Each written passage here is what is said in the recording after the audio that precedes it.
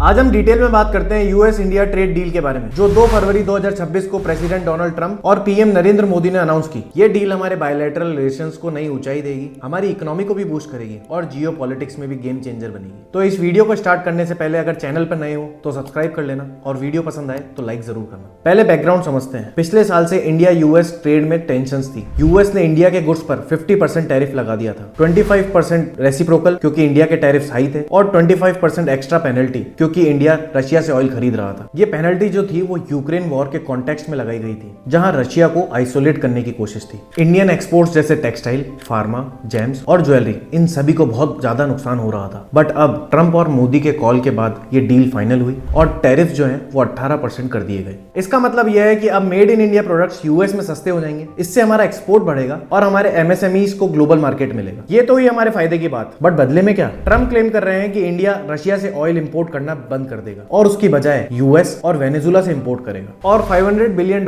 के US good import करेगा, जैसे एनर्जी, टेक, कोल, डिफेंस और एग्रीकल्चर प्रोडक्ट्स। इंडिया अपने टैरिफ 0 कर देगा। लेकिन ध्यान दो, इंडियन साइड से कंफर्मेशन सिर्फ 18% कट पे है। पीएम मोदी ने ये पोस्ट किया था, wonderful to speak with my dear friend President Trump today, delighted that made in India products will now have a reduced tariff of 18%। बाकी क्लेम्स पे अभी साइलेंस है, जैसे $500 बिलियन वाला फिगर। एक्सपर्ट्स कह रहे हैं ये अनरियलिस्टिक है। क्यों? क्योंकि current US export to India केवल $50 बिलियन के अराउंड है। कॉमर्स मिनिस्ट्री पीयूष गोयल ने भी क्लैरिफाई किया कि एग्रीकल्चर और डेयरी सेक्टर प्रोटेक्टेड रहेंगे। No big openings for US corn या जीएम प्रोडक्ट्स। ये डील सिर्फ इकोनॉमिक नहीं, स्ट्रेटेजिक भी है। यूएस इंडिया का स्ट्रॉन्ग एले बन रहा है चाइना के अगेंस्ट इंडो पैसिफिक में। ट्रम्प ने कहा ये डील रशिया यूक्रेन वॉर खत्म करने में हेल्प करेगी, क्योंकि इंडिया रशियन ऑयल ना खरीद कर रशिया पे प्रेशर क्रिएट करेगा। इस डील के कारण मार्केट्स ने पॉजिटिव रिएक्ट किया। इंडियन स्टॉक मार्केट में रैली हुई, रुपी स्ट्रॉन्ग हुआ और सेक्टर्स जैसे फार्मा, टेक्सटाइल और डिफेंस में बूम एक्सपेक्टेड है। इस डील से इंडिया में जॉब्स बढ़ेंगे, इन्वेस्टमेंट आएंगे और हमारी इकोनॉमी को $5 ट्रिलियन के टारगेट की तरफ पुश मिलेगा। लेकिन चैलेंजेस है। रशियन ऑयल स्टॉप करना टफ है क्योंकि वो सस्ता है और हमारी एनर्जी नीड्स हाई है। ऑलरेडी इंपोर्ट्स रिड्यूस हुए हैं to 1 million barrels per day,